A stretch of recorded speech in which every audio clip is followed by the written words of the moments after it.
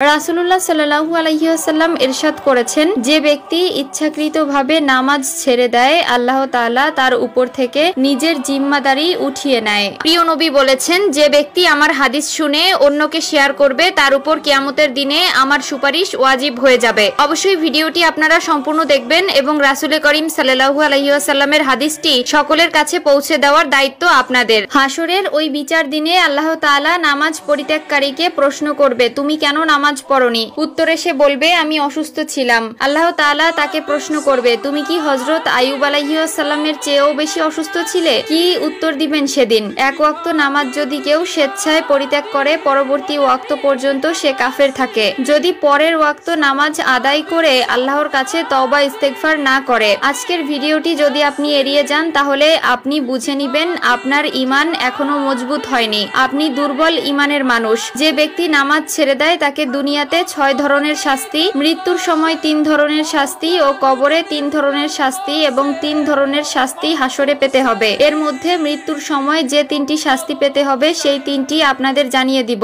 1 নম্বরে অপমানের সাথে মৃত্যু, 2 নম্বরে ক্ষুধার্ত অবস্থায় মৃত্যু, 3 নম্বরে এমন পিপাসার্থ অবস্থায় সে মৃত্যুবরণ করবে যে সমস্ত সাগরের পানি দিয়েও তার পিপাসা মিটবে না। আল্লাহ নামাজ পরিত্যাগকারীকে কিছু প্রশ্ন করবে যা আপনাদের ভিডিওতে জানিয়ে দিব, তাই ভিডিওটি সম্পূর্ণ দেখতে থাকুন। প্রিয় নবীর শাফায়াত পেতে ও আল্লাহর রহমতে জান্নাতে যেতে চাইলে অবশ্যই ভিডিওটি সম্পূর্ণ দেখবেন, কারণ আজকের ভিডিওটি আপনার ঈমানকে পরিপূর্ণ করে দিবে। যারা ইচ্ছাকৃতভাবে নামাজ ছেড়ে দেন তারা অবশ্যই আজকের ভিডিওটি দেখার পরে আপনাদের মন পরিবর্তন হয়ে যাবে ইনশাআল্লাহ। যারা যারা আজ থেকে 5 ওয়াক্ত নামাজ পড়তে চান তারা অবশ্যই ইনশাআল্লাহ কমেন্ট করবেন। আল্লাহ আপনাদের সহায় হোক। আল্লাহ প্রশ্ন করবেন, তুমি কেন নামাজ পড়নি? নামাজ পরিত্যাগকারী উত্তরে বলবে, দায়িত্ব আর কর্মভার থাকার কারণে। তখন আল্লাহ তাআলা বলবেন, তুমি কি সুলাইমান আলাইহিস সালামের চেয়েও বেশি রাজত্ব চালিয়েছো যে নামাজ পড়ার সময় পাওনি? কি উত্তর দিবেন সেদিন? আল্লাহ তাআলা আবার প্রশ্ন করবেন, তুমি নামাজ পড়নি কেন?